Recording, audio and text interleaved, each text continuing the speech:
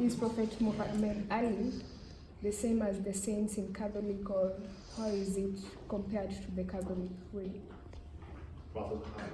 Yes. Ali is not a prophet. Okay, like Yeah, we have Imam Ali, we have Prophet Muhammad that received the Holy Quran from God, the revelation.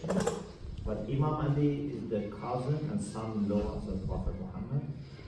That for Shia Muslims is the first Imam, but for all Muslims is the fourth Caliph. are they related like saints, the way Catholics we have saints, we pray for them so that they can... From our perspective, they are more than saints, because prophets are more than saints. But from Catholic perspective, then maybe some people consider them as saints, some people say they are prophets, because prophecy, again, has different meanings. So maybe it's better to ask a Christian theologian what they think about this. But for sure, many people have seen in the teachings and the life example of the prophet holiness. Maybe for us is different level, but at least I think anyone who is fair and knows the history and what that society used to be and how much it changed them into God-fearing society, then would realize that this is a holiness. But there are lots of technical questions here. Even all Christians don't have the same idea. Even all Catholics don't have the same idea. If you are interested, for example, you can study Hans Kung about this aspect, what he says about this. But in the official Catholic teaching in Nostra Aetate, you see that the Church sees with high regard Islam and appreciates the commonalities that Muslims have.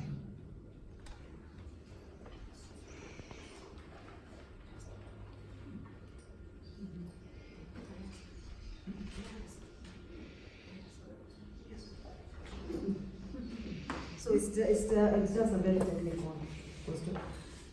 Now that this department in Tagaza was inaugurated or launched the other day, so it's a department that is going to deal with just these things that you are talking about here, and it's a department that will be now having the scholars that can go deeper into what you're saying and then come out, or it's a department that will be open. It's a technical question. I think you should ask Father Innocent.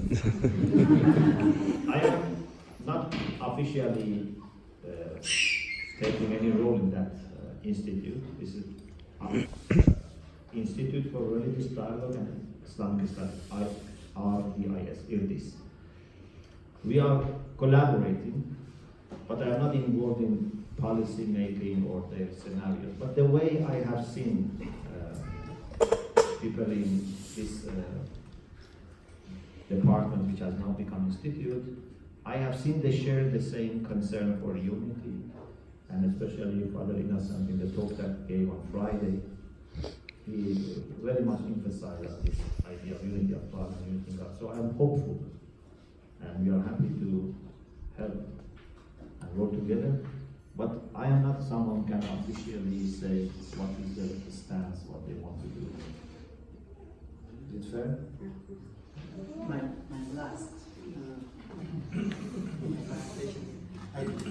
A lot of us, we have great devotion to the Blessed Virgin Mary. In the Muslim world, you have Mary. I want to know, maybe you can share what there is that relationship there. Maryam and Mary are the same. Even many Christians, they call her Maryam in Arabic speaking world, for example, or in Hebrew, Miriam. So, what is important is that we both have great respect for Lady Mary. Actually, the Quran talks more about Mary than the Bible. And there are many things even about before she was born, and childhood, and later when she gave birth to Mary. So we have two Jesus. So we have all these different stages of her life. We have one entire chapter called after Mary, which we have a chapter about Lady Mary, but the story are also in other chapters. I have a small booklet, Mary, Jesus and Christianity from Islamic perspective. And I have talked about Lady Mary from Islamic perspective. Maybe I can send you the file if you can share it with me. But what I can say is, according to the Quranic way of classifying people, she is at the very top level, because the Quran says she was Siddiqa. And Siddiq and Siddiqa means to be most truthful. It's one of the 4 highest categories that someone can reach. Even sometimes God praises prophets for being Siddiq, most truthful. And says Mary is Siddiqa.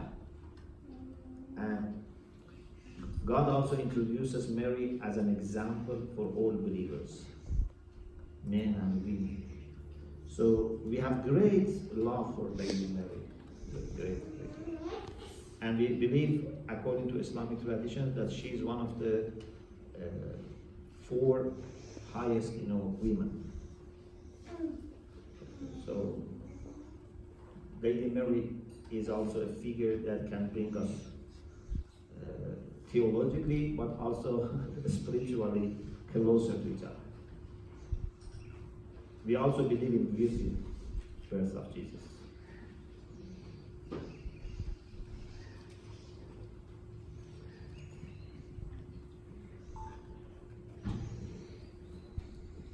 Any question?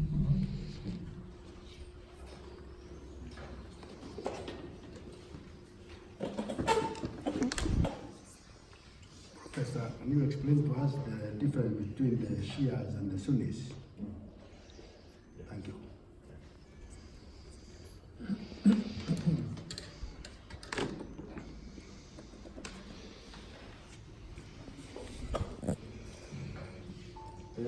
Muslims, from the very beginning,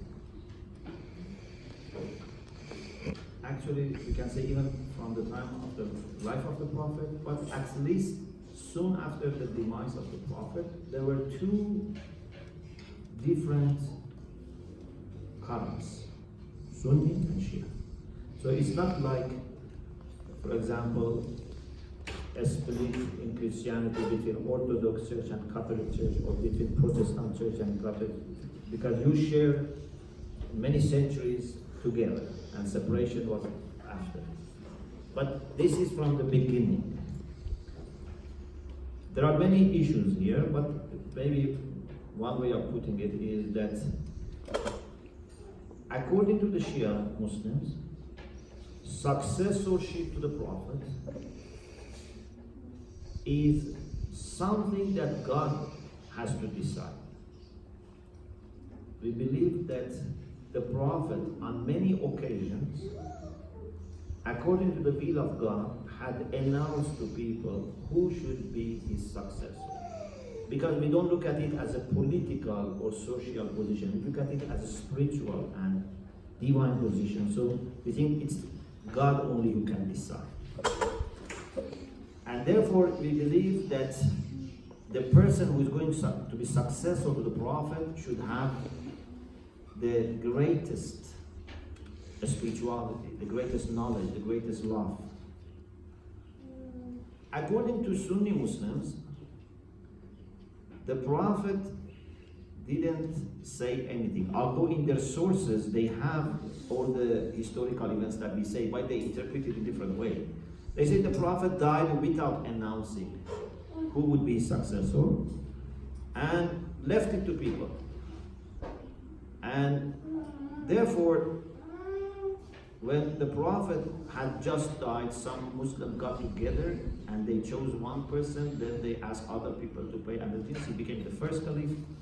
Then the first caliph appointed the second caliph, and the second caliph appointed, a council. So it goes like this. But for us, no. Successorship to the Prophet is not a political position, it's a religious, a spiritual position, and only God decides who should be the successor. When it comes to Sufi, maybe you have heard Sufi Muslims. Sufis can be Sunni or Shia, but even those who are Sunni, they are very close to the Shia because they believe that the Imams that we have, the success of the Prophet, in spirituality, they represented the same line of the Prophet. But maybe for political reasons, they go to other people. But for spirituality, they come to the same people that we take as Imams. But we share many things. We share the Quran, we share the Prophet, we pray in the same direction, we fast the month of Ramadan, we go for pilgrimage. But our way of understanding Islam is dependent on the Quran and teaching of the Prophet and also teaching of these successors, which are 12, because we are 12ers. And the 12th one is in academia. And we believe, of course, all Muslims have this, but we believe his Imam, they don't call him Imam, but this person who is Al-Mahdi comes with Jesus in the end of time, and they establish universal justice and equity and solidarity. So we have in the Shia tradition always a living person that represents the same life. This is an important part of our tradition.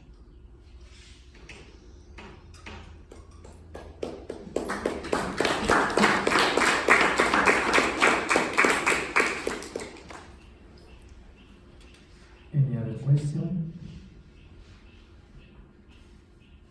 Or maybe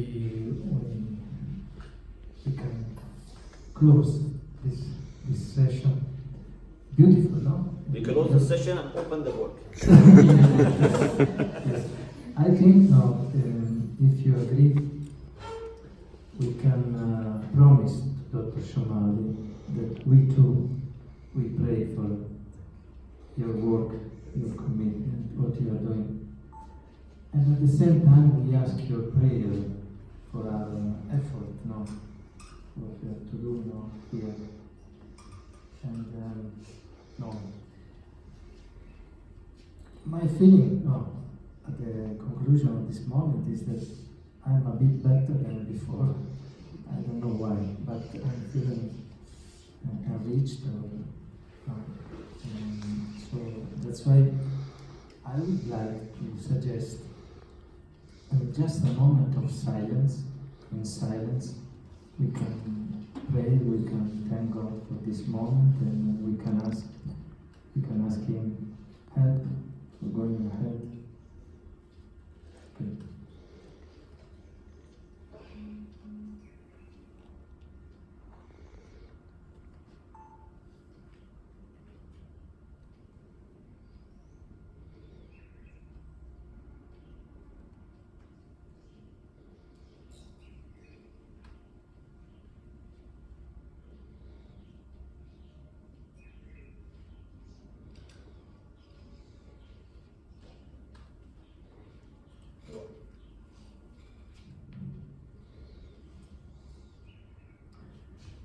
Okay. Okay.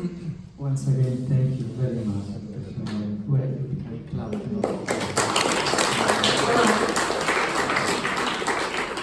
And thank you for all the questions. Very important. Very important. So now we can move. We can take a cup of tea and something else.